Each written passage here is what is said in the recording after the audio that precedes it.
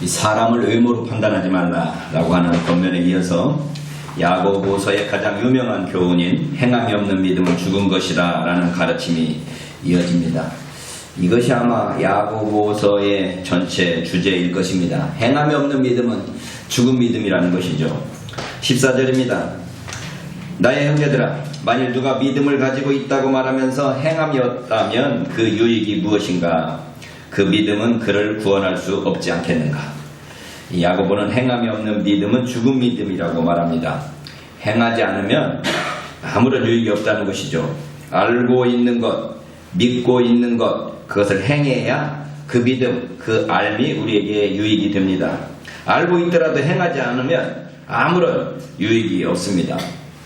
요즘 제가 새 차를 구입했는데 자동차의 스마트 크루즈 기능이 아주 좋습니다. 시내에서 달릴 때 그거 켜놓으면 지가 앞차 가면 따라가고 쓰면 쓰고 뭐 이래서 그냥 운전해서 거의 졸면서 운전해도 괜찮을 정도 되더만요. 근데 이게 이 앞에 차가 있을 때는 괜찮은데 고속도로에서 110 놓고 달리는데 이게 천천히 달리다가 앞차가 없어지니까 갑자기 그냥 싹 가는데 앞에 차가 서 있는 거예요. 근데 그것도 그거 파악을 했는지 안 했는지 막 달리니까 겁나갖고 뒤에 있던 분이 그냥 막 소리 지르니까 나도 모르게 딱 브레이크를 밟았는데 옆에 있는 친구 목사가 하는 말이야. 아직 믿음이 없구만. 기다려보면 서. 그러더라. 근데 제가 아직 그게 익숙하지 못해서 이제 시내도 이제 60 정도도 거기에 달리면 이게 앞에 차가 있을 때는 괜찮은데 앞에 차가 없어지면 차가 비니까 막 달리는 거예요. 근데 앞에 차가 있어도 막 덤벼들더라고. 처음에는 믿어보려고 노력을 했는데 그 앞에까지 가니까 나중에는 갑자기 막 브레이크 밟아지고 특별히 앞에 뒤에 차가 이렇게 들어오면 그 차하고 거의 부딪힐 때까지 막 가는 거예요. 그래서 그냥 별 수 없이 브레이크 밟았는데 믿음이 없다고 뭐라 그래서 한번 끝까지 한번 견뎌보자. 사고 나면 사고 나는 걸로 하자 하고서 기다렸더니 다 붙어갖고 그 브레이크 밟으면서 쓰더만. 이야, 거의 자율주행에 가까이 온 것 같아요. 제가 이걸 보면서 야, 믿음이 중요하다. 내가 아직 이 차에 대한 믿음이 없구나. 특별히 이 차가 가지고 있는 스마트 크루즈 기능에 대한 믿음이 없구나 라는 생각을 했습니다. 스마트 기능을 알지만 믿음이 없으니 그걸 끝까지 믿지 못하고 마지막에 브레이크를 밟아서 그 믿음이 나에게 별로 유익이 없게 되는 거죠. 조그마한 행함, 처음에 제가 믿지 못했다가 한 번 믿어보고 두 번 믿어보고 세 번 믿어보니까 이제 그 다음부터는 좀 더 여유있게 되고 믿게 되는데 그래도 아직도 그냥 차 가까이 가면 막 불안해하길래 에이 브레이크 밟았다가 다시 시작하자. 요즘엔 좀 마음 편하게 그렇게 운전하고 있습니다. 여러분, 믿음대로 행해야 그 믿음의 유익을 경험할 수 있고 더 큰 믿음으로 나아갈 수 있습니다. 에이 스마트 크루즈 겁나서 못 쓰겠다. 못 쓰면 평생 못 쓰는 건데 믿고 나아가면 그것보다 더 큰 믿음으로 나아갈 수 있는 거죠. 어느 날 에스컬레이터를 타려고 이렇게 서 있는데 이렇게 가는데 할머니가 그 앞에서 탔다 맞다 그러는 거예요. 그래서 할머니 그냥 이렇게 타면 돼요 그랬더니 아이고 뭐 무서워서 못하겠다 옆으로 가셔버리더라고. 제가 손잡고 가려고 그랬는데도 옆으로 가셔버리더라고. 그분은 에스컬레이터가 무서운 거예요. 그래서 그 에스컬레이터의 그 유익함을 경험을 못하는 거죠. 믿음이 있으면 거기에 타서 쭉 갈 수 있을 텐데 그 믿음이 없는 겁니다. 오늘 야고보가 가르치는 것, 믿음이 있다고 말하면서 행함이 없다면 그 믿음은 전혀 우리에게 유익되지 않는 것입니다. 그 믿음이 그를 구원할 수 없게 되는 것입니다. 15절입니다. 만일 형제나 혹은 자매가 매일의 양식에 궁핍하면서 헐벗고 있다면, 행함이 없는 믿음의 무익함을 설명하기 위해서 야고보는 궁핍하고 헐벗은 형제의 경우를 예로 듭니다. 만일 궁핍하고 헐벗은 형제나 자매가 있다면 어떻게 해야 할까요? 젊었을 때 이야기입니다. 육교를 지나가는데, 요즘에는 육교가 다 없어졌어요. 육교를 지나가는데 한 거지겠죠. 거지가 이렇게 이렇게 무릎 꿇게 했는데 저는 뭐 날마다 지나가는 길이라 아무 생각 없이 그냥 무심코 지나갔습니다. 근데 동양하던 자매가 육교 밑에까지 내려가더니 다시 막 올라가는 거예요.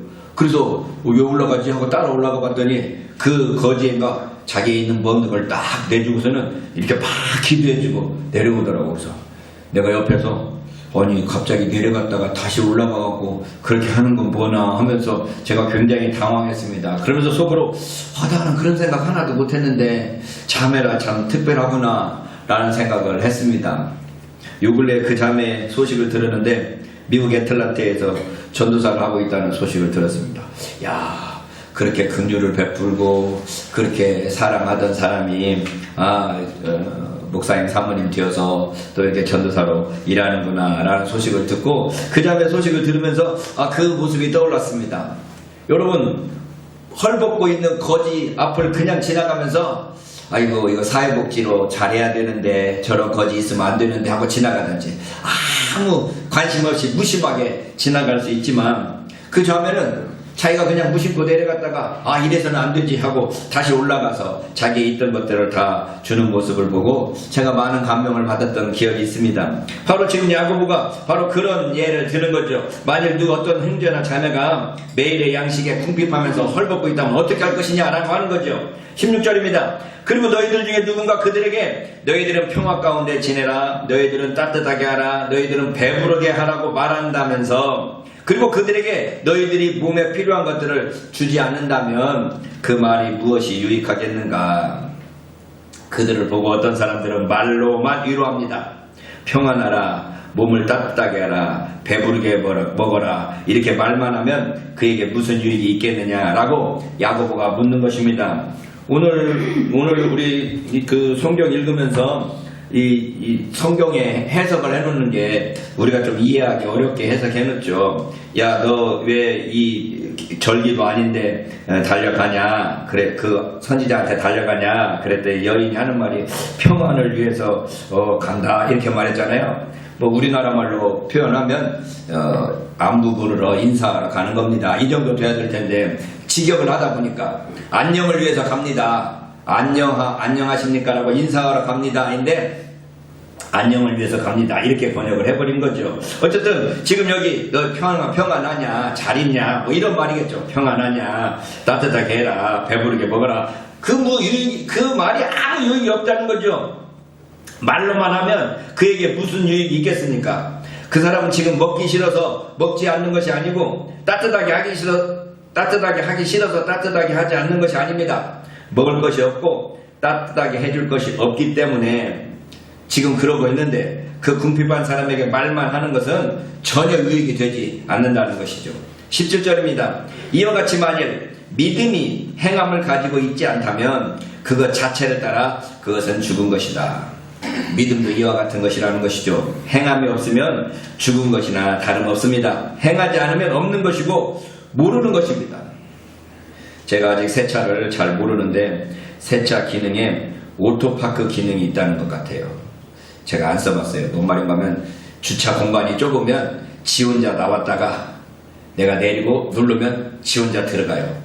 이 오토파크 기능이라고 하는지도 모르겠네. 제가 친구가 하는 거, 목사님 형님 이거 보세요 하면서 자기 차를 막 쭉 나왔다가 들어가는데 지 혼자 들어갔다 나가더라고.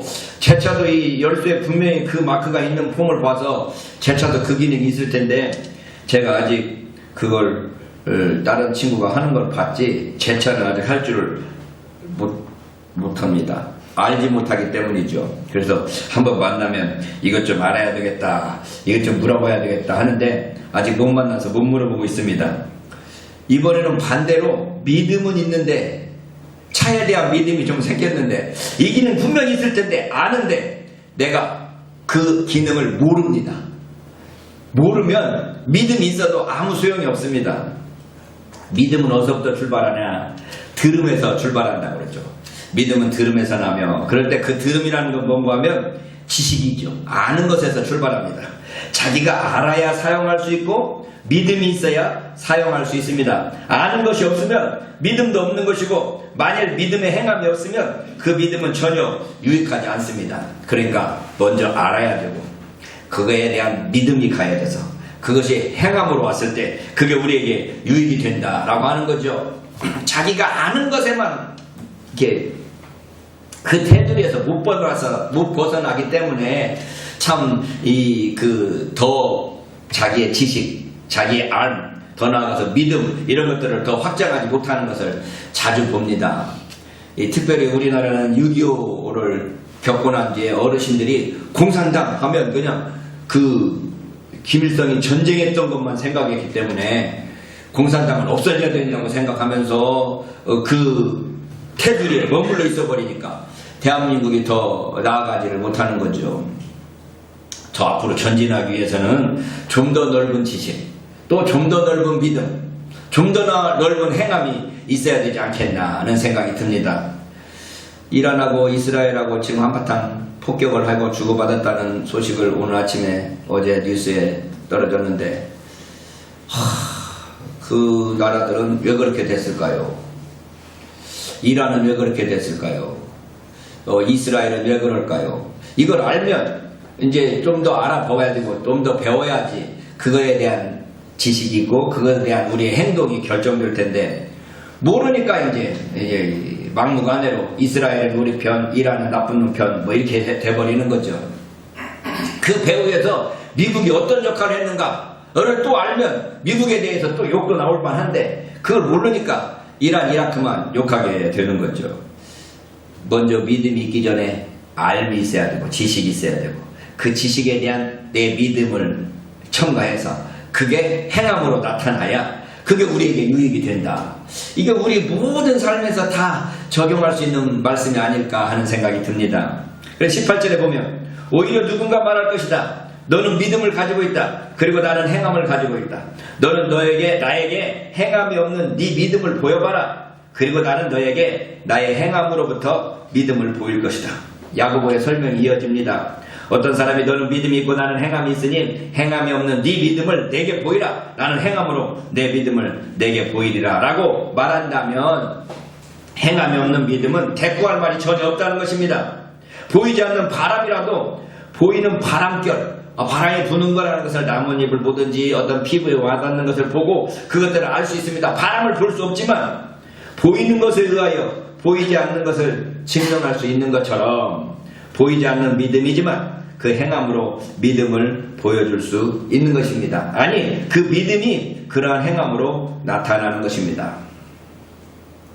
우리가 아까 말했던 것처럼 그 스마트 크루즈를 믿지 못하니까 처음 보는 뒤에 사람이 소리를 빡 지르니까 운전자가 자기도 모르게 브레이크 잡고서는 태어날 수 있습니다.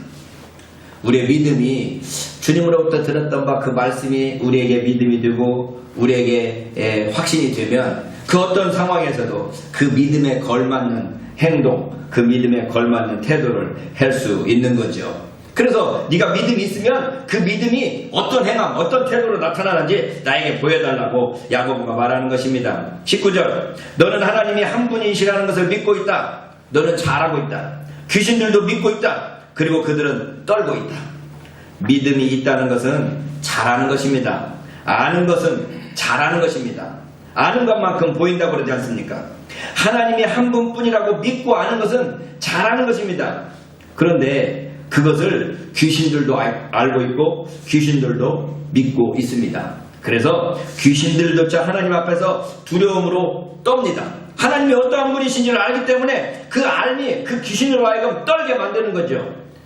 그러니 하나님은 한 분이시고 살아서 역사하시는 하나님이 계신다고 믿으면서 하나님 앞에서 함부로 입을 놀릴 수 없습니다.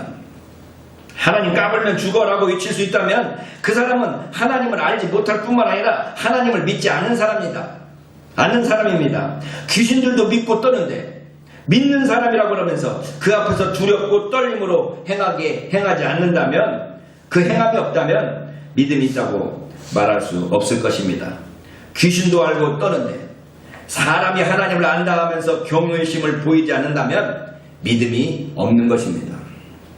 제 친구 중에 하나가 저한테 막 다그치듯이 물었습니다. 너 진짜 하나님이 계신지 끝까지 찾아봤어? 왜 갑자기 그러는데? 너 끝까지 찾아봤냐고? 아니 왜 그러는데? 큰 교회 목사들은 끝까지 찾아본 거야.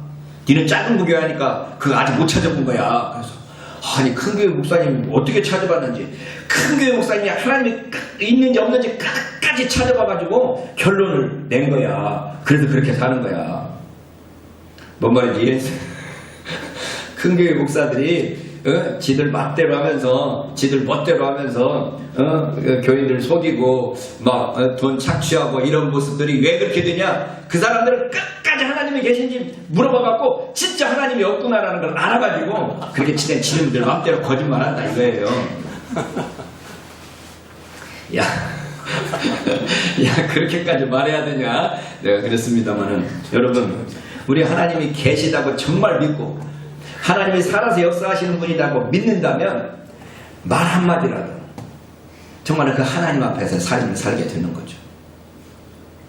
이름만 말하면 큰 그 목사님들을 제가 총무를 하다 보니까 자주 만납니다.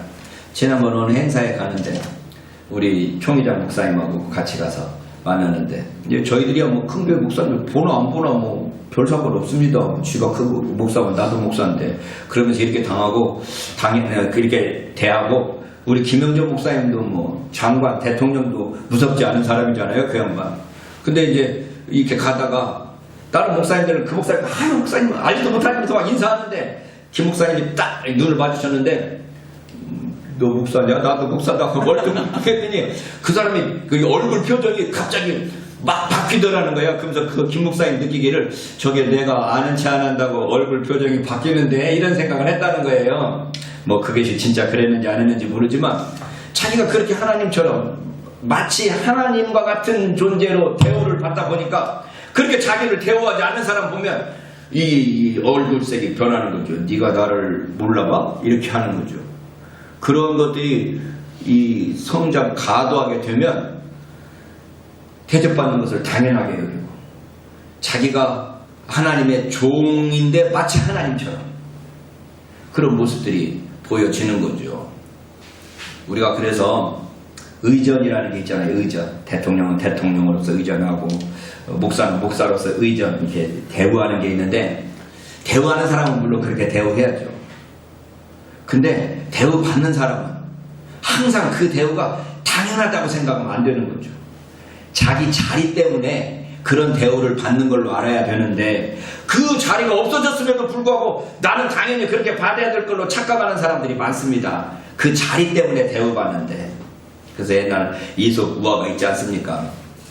나귀에다가 큰 신상을 싣고 갔더니 사람들이 다 그 신상 앞에서 이렇게 막 절하는 거예요. 나귀가 이거 나한테 전하네? 우선 뻘떡 일어나서 힝 했더니 이 새끼가 왜 주인이 그냥 나귀 패버렸다는 거 아니겠습니까? 이런 사람들 많습니다.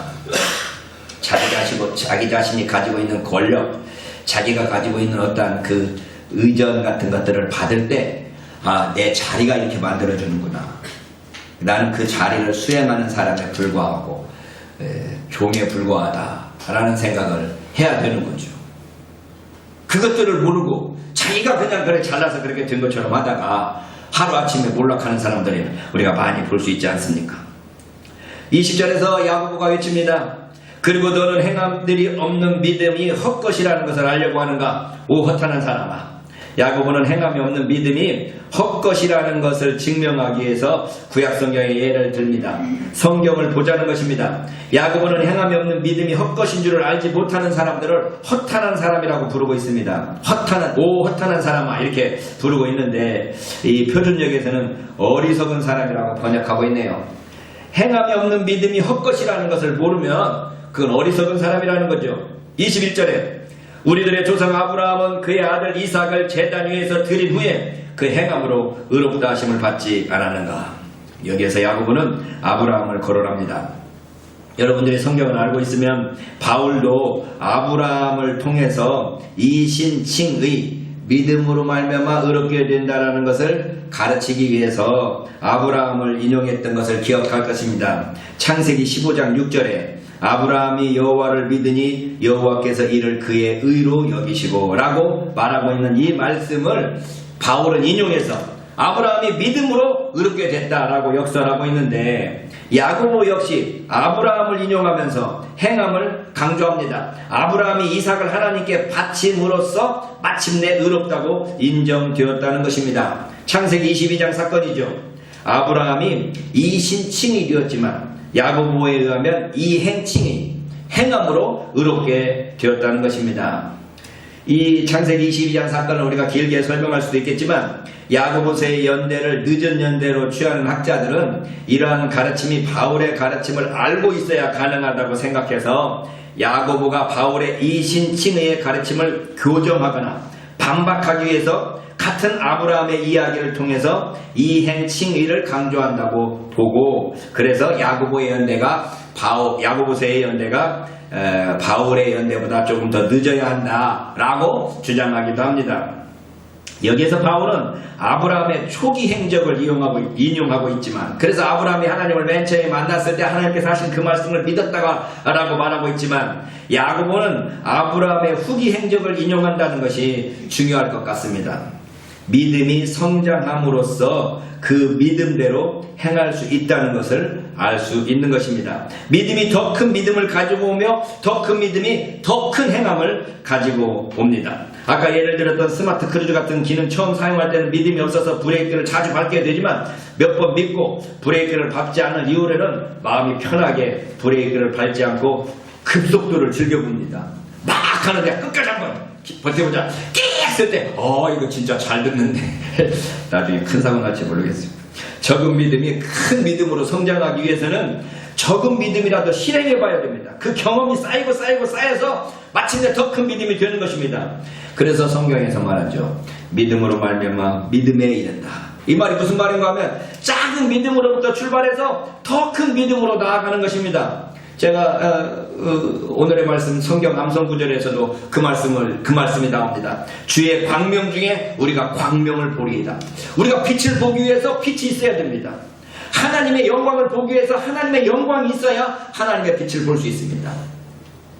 빛을 처음부터 밝은 빛으로 봐버리면 눈이 먼다고 그러지 않습니까? 그래서 처음에 빛을 볼 때는 터널에서 나갈 때 이 눈을 가늘게 떠가지고 빛이 조금만 들어오게 하다가 점점 많이 들어오게 하는 것처럼 우리가 주의 광명, 조그마한 광명으로부터 보고 그 광명을 봄으로써 더 큰 빛을 볼 수 있는 것처럼 적은 믿음을 실행에 옮김으로써 더 큰 믿음으로 성장해 나갈 수 있는 것입니다. 그래서 22절 믿음이 그 행함과 함께 일하고 그리고 행함으로부터 믿음이 온전하게 되었다는 것을 너는 보고 있다. 아브라함의 이야기를 통해서 야고보가 결론을 내립니다. 믿음이 그의 행함과 함께 일하고 행함으로 믿음이 온전케 되었느니라. 믿음과 행함이 다른 것이 아니라 동일한 것이라고 알게 되는 것입니다.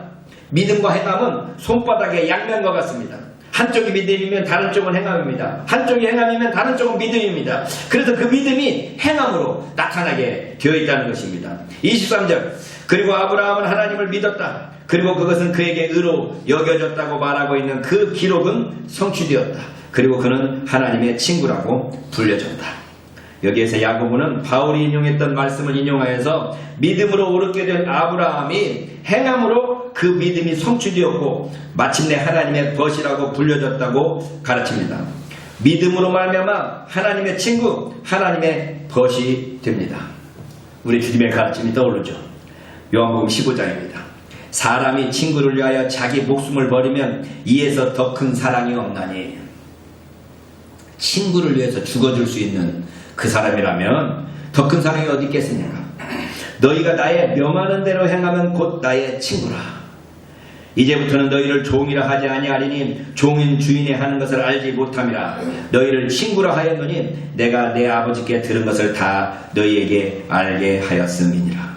우리 주님께서 저와 여러분들을 너희가 나의 명하는 대로 행하면 곧 나의 친구라고 말합니다.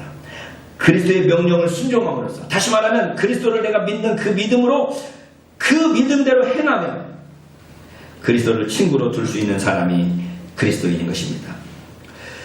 구약성경에서 아브라함을 하나님의 벗이라고 칭하는 사람이 이사야 선지자입니다. 이사야 41장 8절에 보면 그러나 나의 종 너 이스라엘아, 나의 택한 야곱아, 나의 벗 아브라함의 자손아 라고 하나님께서 이스라엘을 부르시는데 나의 종이요 나의 택한 자요 나의 벗 아브라함의 자손이라고 부릅니다.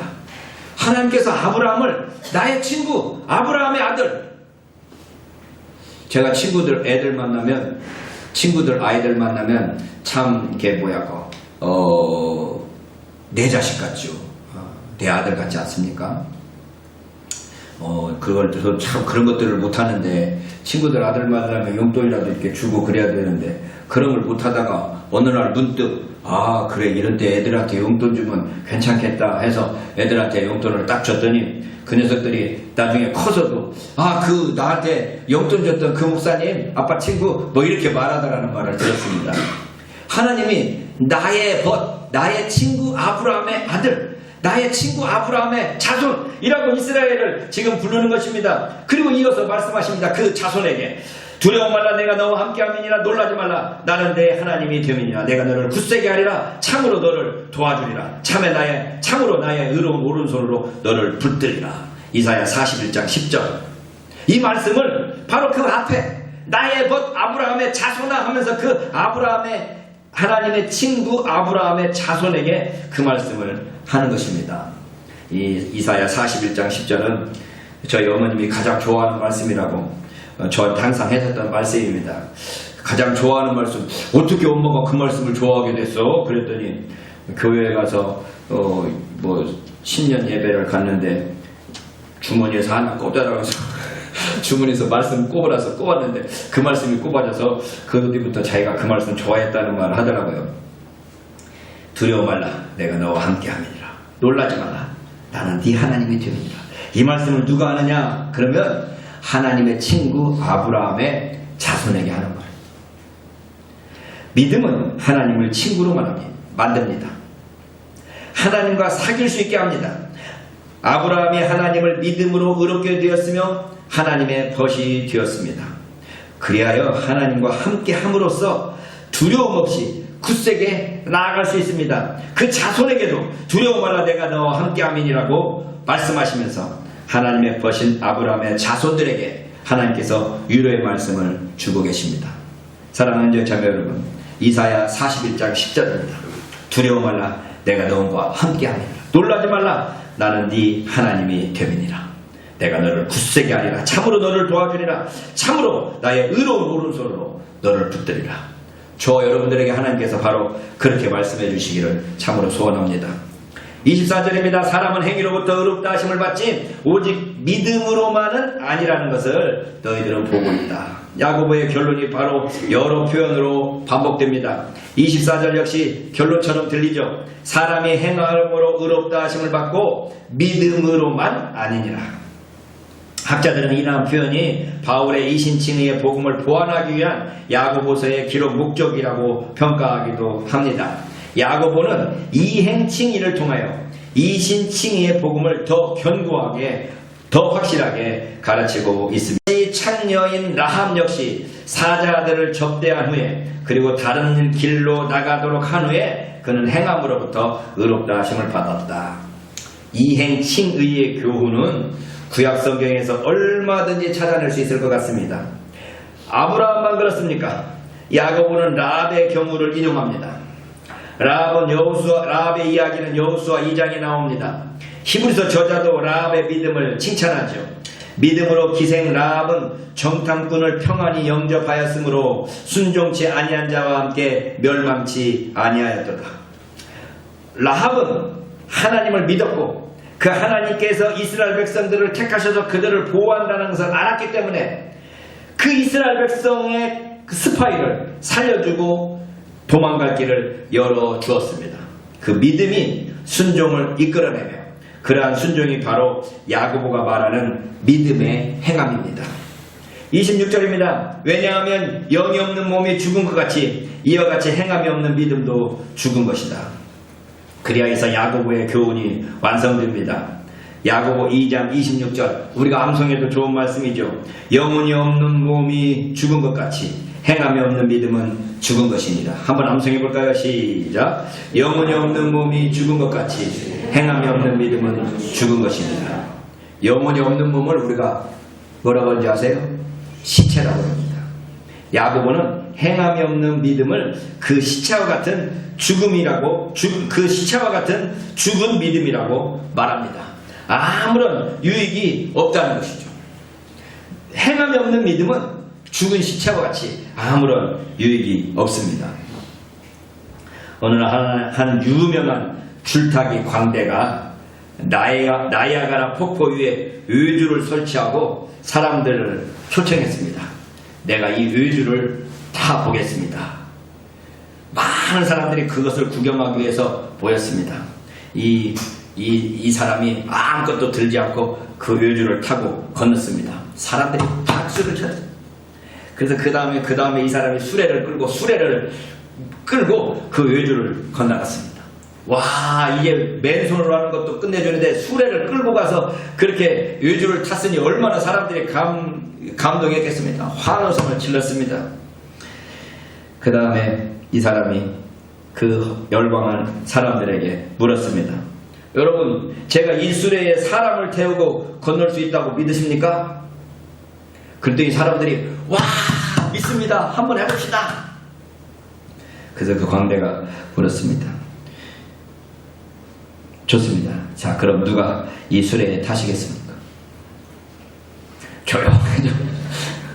아무도 그 수레에 타려고 하지 않습니다. 와, 믿습니다. 해봅시다 해놓고 자기는 타려고 하지 않습니다. 제가 챗GPT한테 행함이 없는 믿음에 대한 재밌는 예화 하나 알려줘라, 이 이야기 알려줬어요. 이거 챗GPT에서 이용한 것입니다. 여러분, 우리에게 행함이 있는 믿음이 더 풍성해지기를 소원합니다. 우리의 몸을 또는 우리의 몸을 그 수레에 맡길 수 있는 믿음이 진짜 믿음이지, 아, 맞습니다, 당신 할 수 있을 것 같습니다 라고 환호만 해서는 그 믿음이 전혀 유익하지 않습니다. 저 여러분들에게 주님을 믿고 의지하는 그 믿음이, 또 행함이 있는 믿음이 더 풍성해지기를 소원합니다. 하나님 아버지, 감사합니다. 우리가 믿음이 있다 하면서도 그 믿음대로 행하지 못하고 있을 때를 자주 발견합니다. 우리에게 참된 믿음을 주시되 하나님을 알아가는 지식이 더욱더 풍성하게 하시고 그 지식에 근거한 믿음이 있게 하시고 그 믿음으로 말미암아 우리가 행함에 있어서 우리 마음 가운데 큰 평안과 기쁨이 넘치도록 인도하여 주시기를 간절히 소원합니다. 때때로 우리에게 주어진 모든 환경과 형편 가운데 불안하기도 하고 두렵기도 하지만 하나님께서 우리에게 주시는 그 말씀에 의지해서 새롭게 믿음으로 나아감으로 큰 평안을 얻을 수 있음을 믿사오니 우리가 믿음으로 말미암아 참 평안을 얻는 행동하는 믿음의 사람이 될 수 있도록 인도하여 주옵소서. 우리 주 예수 그리스도의 이름으로 간절히 기도드리옵나이다.